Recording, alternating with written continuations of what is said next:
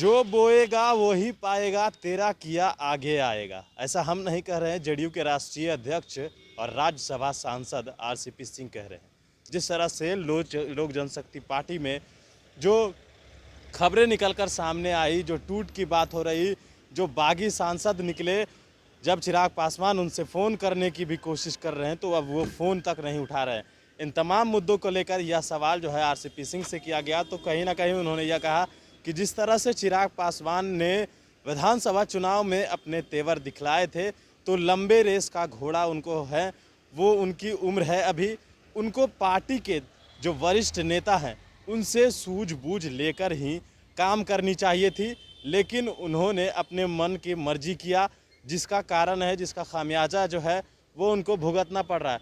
साथ ही साथ जो है उन्होंने शामिल होने की बात जेडीयू की, तो आरसीपी सिंह का कहना है कि वो किसी भी माध्यम से आए, बीजेपी में दो, एनडीए में दो है, बीजेपी और जेडीयू, वो किसी के माध्यम से आएंगे, हम उनका स्वागत करेंगे। लेकिन जिस तरह से चिराग पासवान ने विधानसभा चुनाव में नीतीश कुमार के खिलाफ मोर्चा खोला था, लगातार बयानबाजियों का सिलसिला जारी किया था, उसको लेकर कहीं ना कहीं जेडीयू अभी भी नाराज है। और जिस तरह से बात चल रही थी कल तक केंद्रीय मंत्री बनेंगे चिराग पासवान, अब आज स्पष्ट हो गया है कि किस तरीके से उनके जो तमाम जो सांसद 5 सांसद हैं वो अलग होकर अब पशुनाथ पारस जो हैं, उनके चाचा जो हैं चिराग पासवान के साथ, चिराग पासवान के चाचा का कहना है कि हमने पार्टी को तोड़ा नहीं बल्कि पार्टी को बचाया है। फिलहाल आपको आरसीपी सिंह का वो बयान सुनवाते हैं जो उन्होंने चिराग पासवान को लेकर कहा। जहाँ तक केंद्रीय मंत्रिमंडल का सवाल है तो मैंने 2 दिन बता चुका, उसमें कुछ कहने की आवश्यकता नहीं,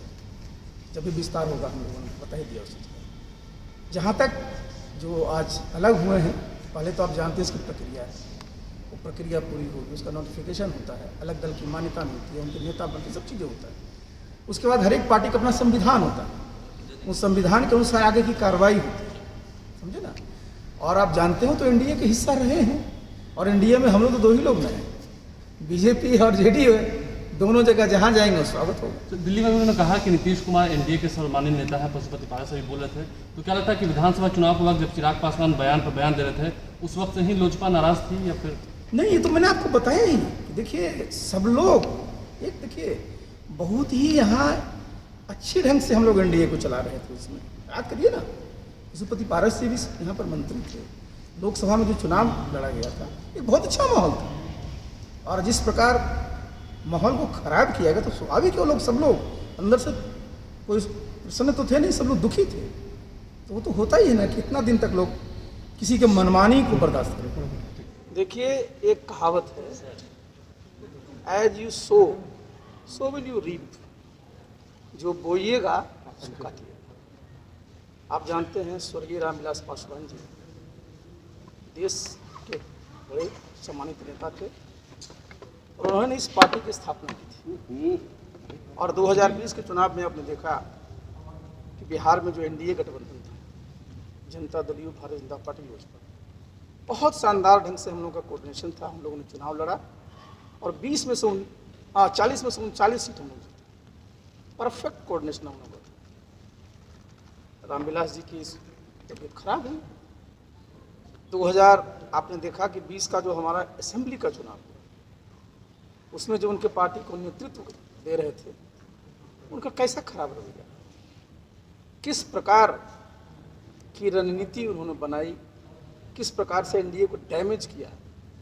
तो स्वाभाविक है कि अगर आपके मन में कुछ इस तरह की बात रहेगी तो उसका तो परिणाम आएगा। और साथ ही आप जानते हैं कि लोक जनशक्ति पार्टी में स्वर्गीय रामचंद्र पासवान जी का, उनके भाई पशुपति पारस जी का, और भी जितने साथी हैं, सब लोगों का एक योगदान रहा, और सब लोग पुराने अनुभवी सब राजनीतिज्ञ हैं। और आप जानते हैं कि बिना मेहनत के किसी को बहुत बड़ा पद अगर मिल जाता है तो देखिए पद प्राप्त करना और उसको पचाना, ये दोनों बहुत अहम होता है। और स्वाभाविक है कि अगर आप किसी पद पर हैं और अपने व्यवहार से, अपने कंडक्ट से आपके जो सीनियर हैं, आपके जो सहयोगी हैं, उनको सम्मान नहीं दीजिएगा तो क्या ऑप्शन है। और यही कारण आप देखिए ना कि 6 में से 5 लोगों ने निर्णय लिए। ये तो मैंने बताया ही कि जो यहाँ विधानसभा के चुनाव में जिन्होंने जिस प्रकार की नीति अपनाई उससे लोग नाराज थे। आपको याद होगा इसी हॉल में हम लोगों ने कुछ महीने पूर्व हमारे अध्यक्ष जी थे, बहुत सारे साथी ज्वाइन किए। तो स्वाभाविक है कि जैसा मैंने कहा कि जैसा करिएगा वो पाइएगा। ये उन लोगों के लिए कड़ा संदेश नहीं है जो निगेटिव पॉलिटिक्स केवल करते हैं, लगातार हमले किसी पार्टिकुलर व्यक्ति पे या किसी पार्टी पे डेवलपमेंट की बात नहीं करते हैं, कि उन लोगों के लिए मैसेज नहीं है? देखिए, राजनीति जो हम लोग करते हैं और जो करना चाहते हैं, आपने ठीक कहा कि एक लंबी राजनीति होनी चाहिए और लंबी राजनीति का अपना एजेंडा होता है।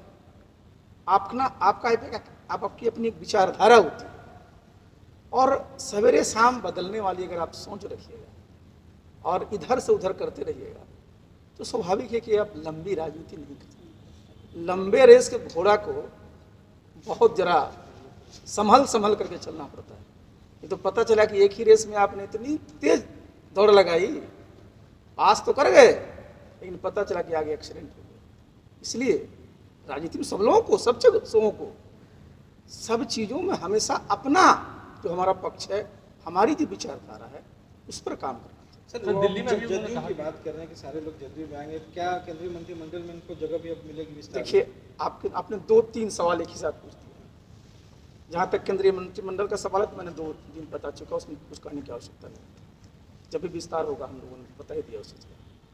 जहाँ तक जो आज अलग हुए हैं, पहले तो आप जानते हैं इसकी प्रक्रिया है, वो प्रक्रिया पूरी होगी, उसका नोटिफिकेशन होता है, अलग दल की मान्यता मिलती है, उनके नेता बनते, सब चीज़ें होता है।